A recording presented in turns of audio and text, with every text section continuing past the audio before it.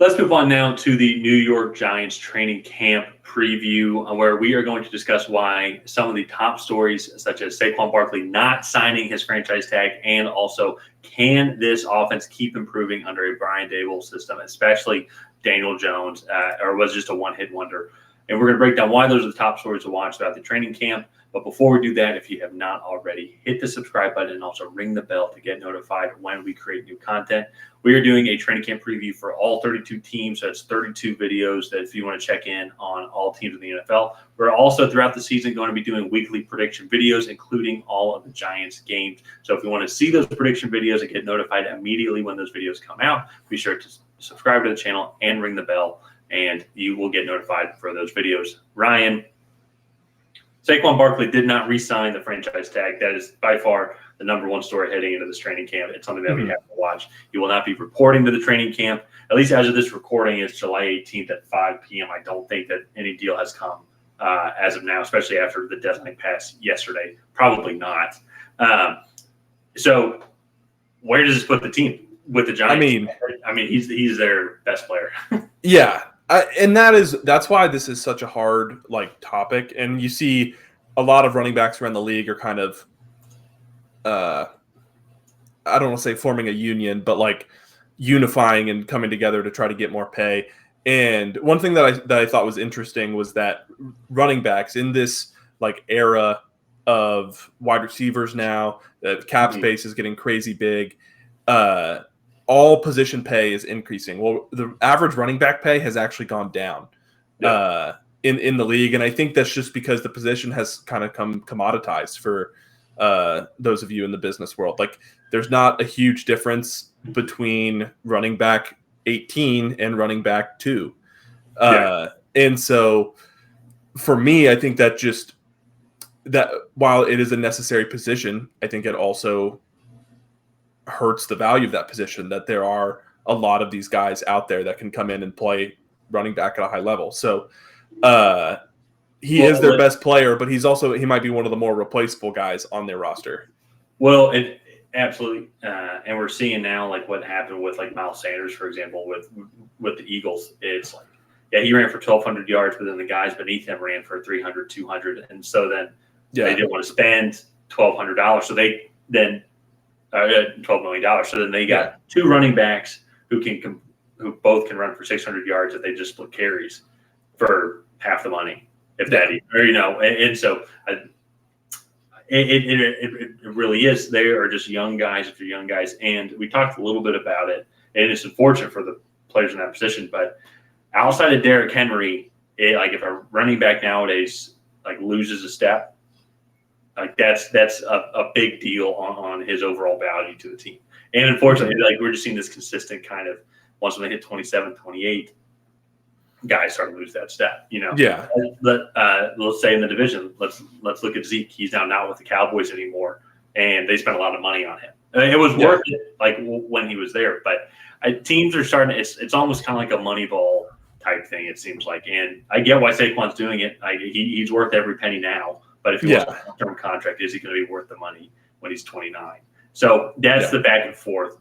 That's where it's very interesting to watch. So watching that throughout the training camp is going to be interesting. Another thing to watch, who's going to be getting the snaps. Matt Breida right now is the second string on the team. They did draft Eric Gray, who I think he's going to be getting a lot more touches now, especially on the first-team reps.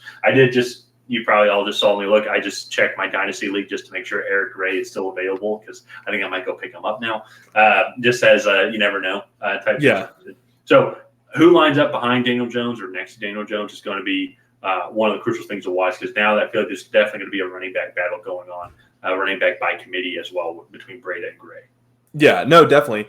And it's really interesting to watch, because I think the league as a whole has moved towards not necessarily paying running backs a second contract. But again, he was their best player last year. If he does sign that contract, I believe he would be making 10.5 or 12 million. Yeah. This year. So that's still a lot of money. I know Tony Pollard, he did sign his tender at $10 million. He didn't sign the tag, but he signed the tender, I guess. Yeah, it was a first round tender, I believe. So tender is like if a team signs him in free agency, then they have to give you the amount of tender that you put on him.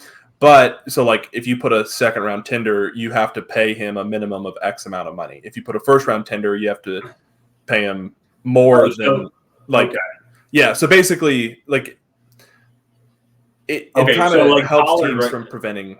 It helps prevent teams from poaching players. I got you now. Okay. Yeah. So Pollard right now isn't technically signed with the Cowboys. No, he is. Oh, okay. So when you tender a player, this is way off topic, but when you tender a player, you basically it's like a franchise tag, but not as official. Like he can still go and see other teams, but if that team wants to sign him, then they have to match the $10 million. Okay. Yeah, or and give you like a second, third round pick, whatever the tender is. Gotcha. Okay. Yeah. Okay. So that's a little different. Okay. But in Saquon Barkley's situation, they franchise tagged him, so Saquon's not allowed to go talk to other teams.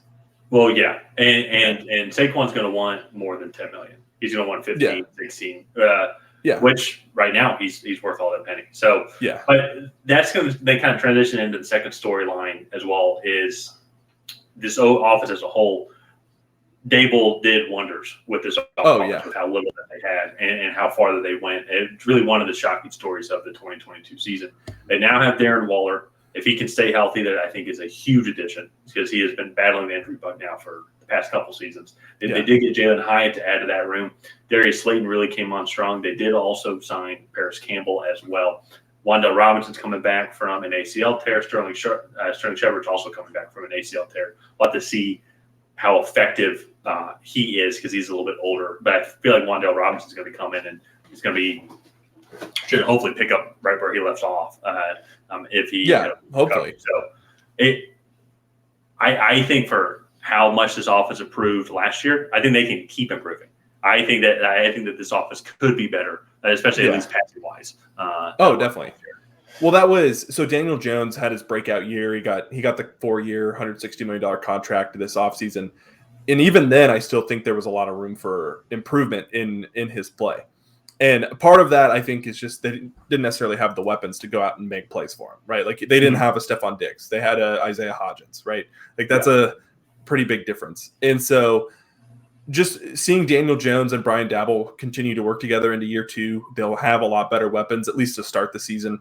And this offense is going to be really fun to watch. It could be even better if Saquon Barkley comes back. Like that would be very exciting to watch. So. Yeah. Oh yeah. It's going to be interesting to watch, especially on the offensive side of the ball, because he was the whole everything focused around him. Yeah. So now what's going to happen? Because if his threat's not on the field, teams won't have to put that extra guy in the box. One. So I'm very curious to see what they end up putting together, kind of as game plan throughout the season. Yeah, no, definitely. I'm excited to see it. But let's go ahead and wrap up the Giants training camp preview there. If you guys have not already, please go ahead and like and subscribe. And leave a comment down below on what you think of the Giants going into 2023. Are you excited? Do you think they're going to make the playoffs again? Or do you think they're going to take a step back, especially if Saquon Barkley does not sign his franchise tag? Let us know down below. And other than that, we will see you guys next time.